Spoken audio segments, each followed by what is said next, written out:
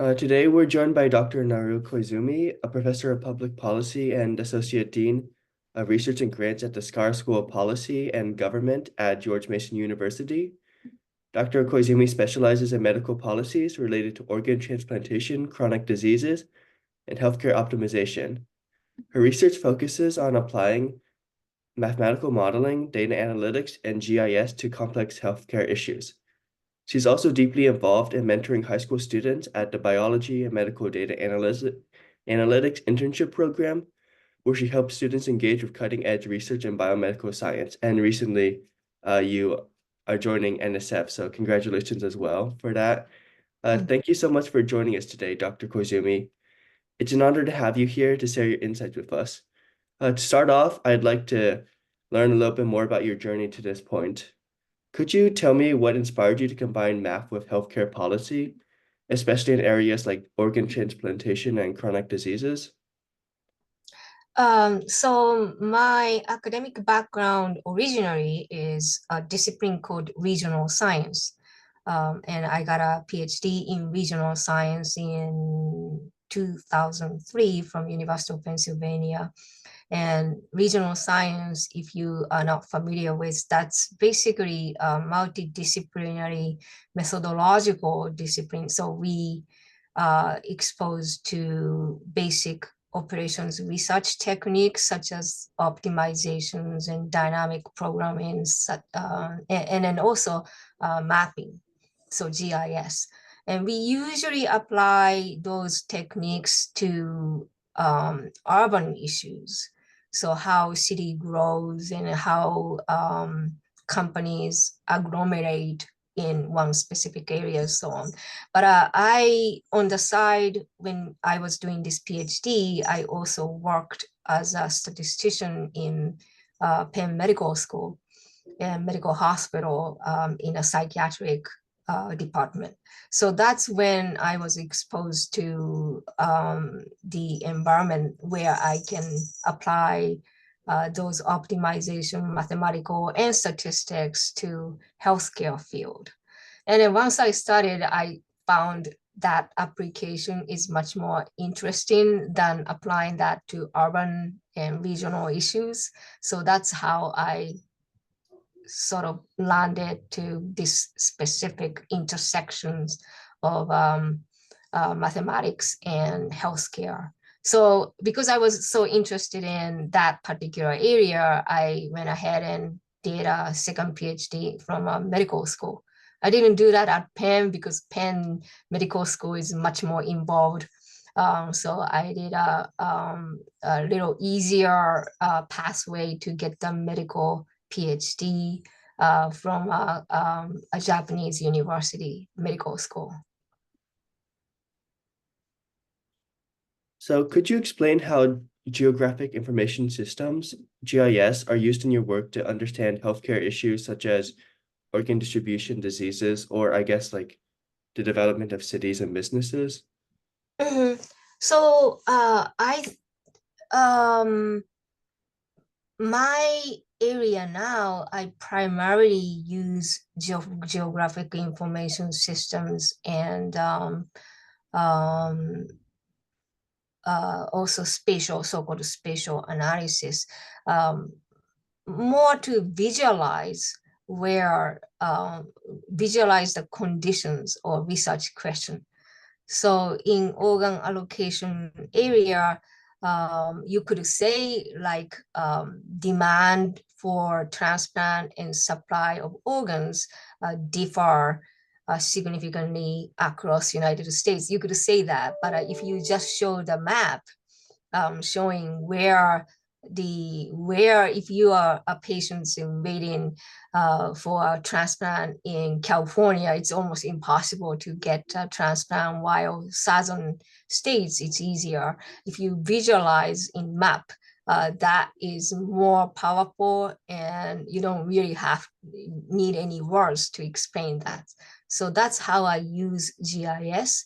But from more of a theoretical statistics, spatial statistics or spatial regression is very difficult because the bias created in typical regression methods or assumptions in typical regression methods are violated. And so the bias known in so-called spatial and temporal data is a serious has a serious consequence. So how to remedy those biases is a theoretical question. So if you are just a statistician, you don't know how to correct for those biases. But if you are in GIS and spatial regression area, like a regional science, you focus on how to do data analysis in a more accurate ways. Yeah. So along with GIS, you use mathematical modeling techniques like optimization and simulations. How do these models help improve outcomes in organ transplantation and disease treatment? Yeah, so I'm actually in a policy school. So policy, everything I do in research, something need to involve something about policy formulation.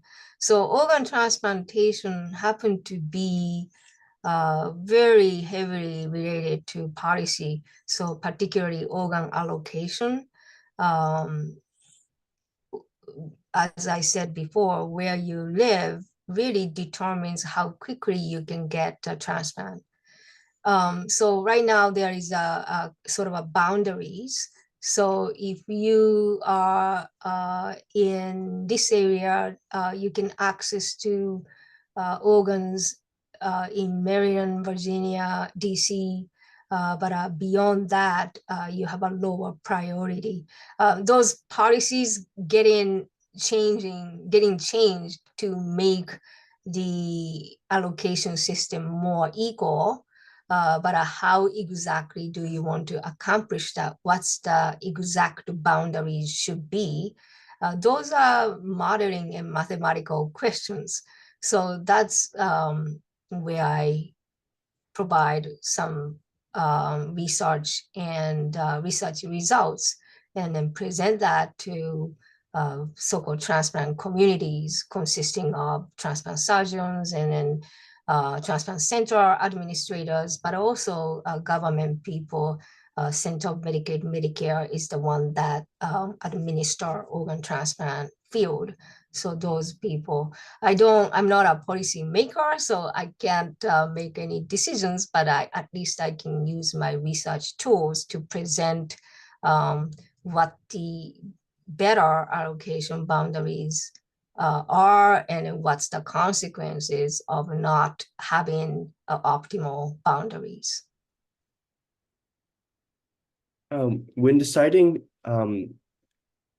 organ allocation, how do you balance between um, priority on the waiting time versus likelihood of success and other factors in order to make a fair distribution of organ allocation? Yeah, so that's changing all the time too. So, and that's a really a human behavior things. Some of those are incorporated in the allocation system now, but there are still a host of other factors, behaviors that are not really incorporated. So it's a moving target. For example, if you are in a poor area or African American living in a poor area, they don't have a good nephrologist. And nephrologist is the one who makes the decisions to list or not to list their dialysis patients to the transplant or refer them to a transplant center. So that's the inequity now. And there were many African American patients who have been on dialysis for a long time and not get referred to transplants. But that has changed, I think 2020, 2003, I think it was changed to accommodate all dialysis time to be incorporated in a candidate list. So that means if you are on dialysis for 5 years and you get finally listed, and before that policy, your clock starts then when that person got listed.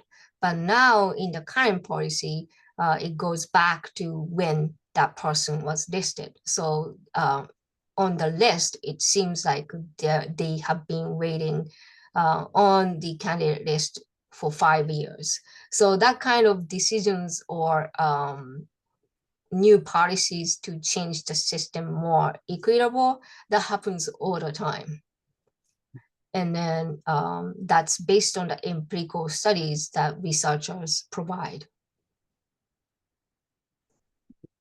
Um, in what one of your projects founded in a project funded by the Bill and Melinda Gates Foundation, ICT tools were used to advance medical adherence for tuberculosis patients in India. So how did advanced technologies like machine learning and information and community technologies improve public health in this experiment? Mhm. Yeah, so that was done in India slum. There is a city called Ahmedabad. So Ahmedabad has a big slum area, and in the slum communities, um, antimicrobial resistant um, tuberculosis was growing because of adherence problem. So they don't take antibiotics, and then the tuberculosis becomes resistant to antibiotics. So how can we improve adherence to antibiotics was the main question. So we had a very simple idea back then, just to send a text message to all the slum people because they all have a cell phone. So that combined with healthcare workers visiting and then telling them how important it is to take a drug, and then encourage them to come to this DOS center to make sure that they take drug. So yeah, we did text message reminders and some other educational um, seminars. But at the end of the day, what we found from that study is the personality of the dot center personnel. So if the person is very enthusiastic, energetic, and then really cared about tuberculosis patients, making sure that they take medications, that has a larger impact than anything else.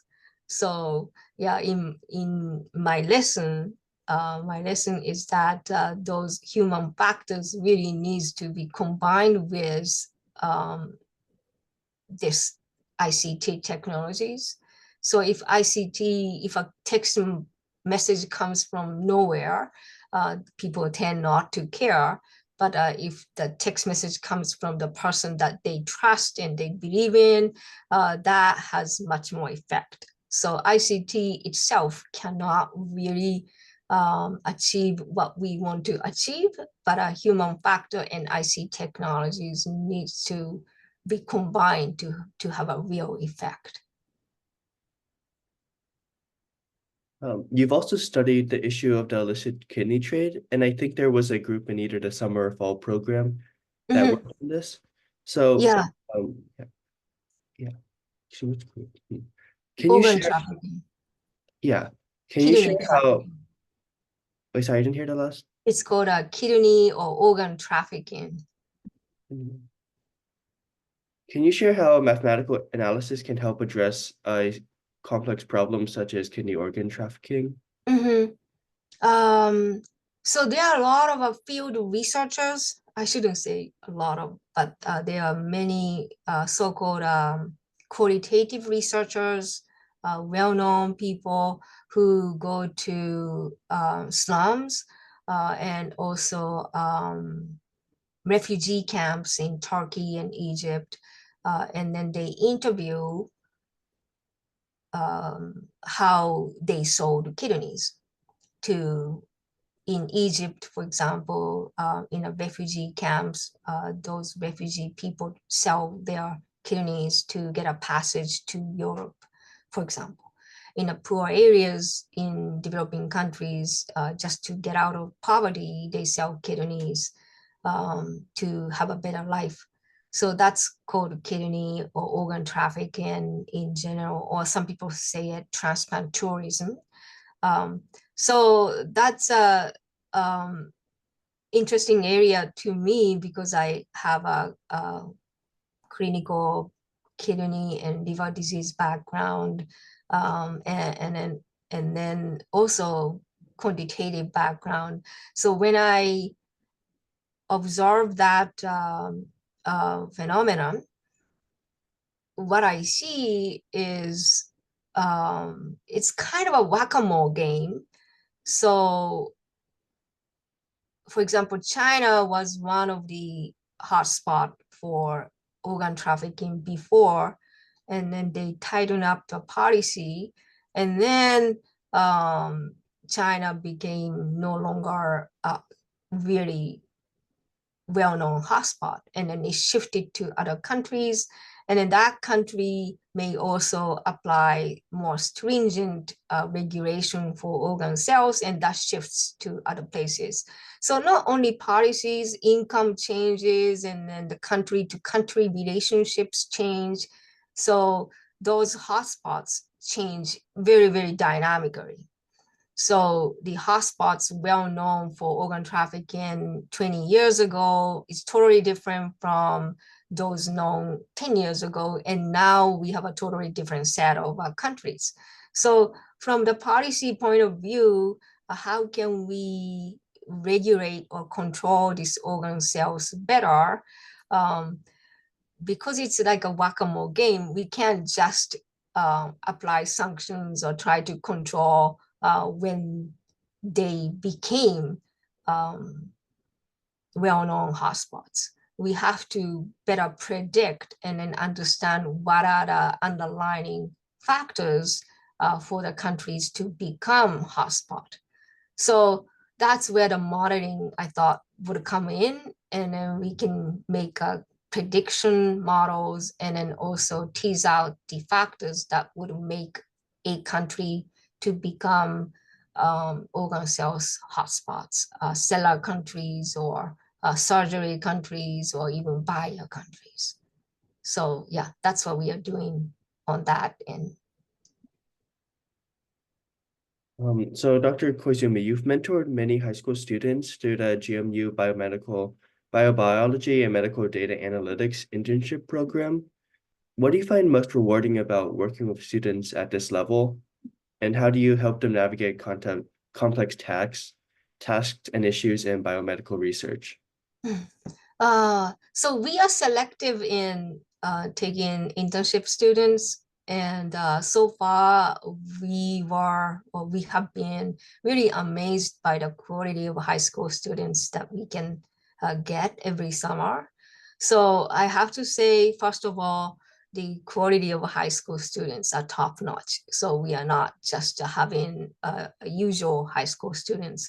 So working with those very qualified, good students, high school students, that has been a pleasure for us.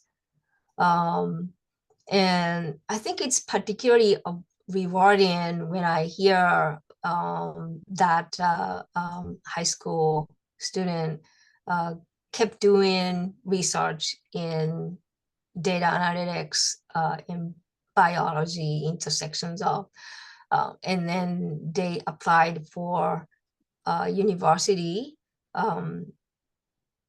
and would like to study statistics or biology more. That's the most rewarding news that I hear. One of the students who took a bioanalytics course 2 years ago, she was really interested in statistics after she took that. She continued working with me for about a year, and now she's in University of North Carolina measuring statistics. So that's kind of reward for us, just knowing that I was able to motivate someone to be in the field. What advice would you give to high school students interested in pursuing a career in statistics and biology research? And how What is, can they best? yeah, say that again. Oh, sorry. What advice would you give to high school students interested in pursuing a career in statistics or biomedical research? And how can they best prepare to succeed in these fields? Um, So I would say that I do a lot of multidisciplinary research. So for example, I'm not an OR person, so I can't, for example, develop optimization model by myself and or new model for optimizations. I don't know much, but I know roughly what OR can do and where the new technologies or models in OR sector is. So I team, and then I know kidney disease area. So I usually team with mathematicians who is specialized in modeling or theories of OR to do any research. Um, what I see in data people, not everybody's like that, but data people tend not to be interested in learning, for example, organ trafficking or human trafficking, or even kidney disease. So if data analyst becomes a pure data analyst, not interested in other factors, that's not very useful, or that's very difficult to do something novel.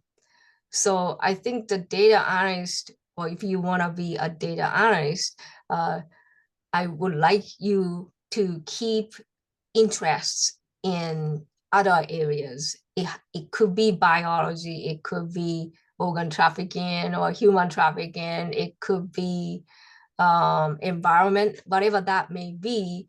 I think it's very important for data people to be open to learn other areas.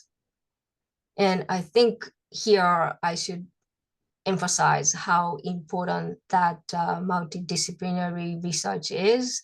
Um, NSF and NIH are the two major federal agencies that provide funding for research.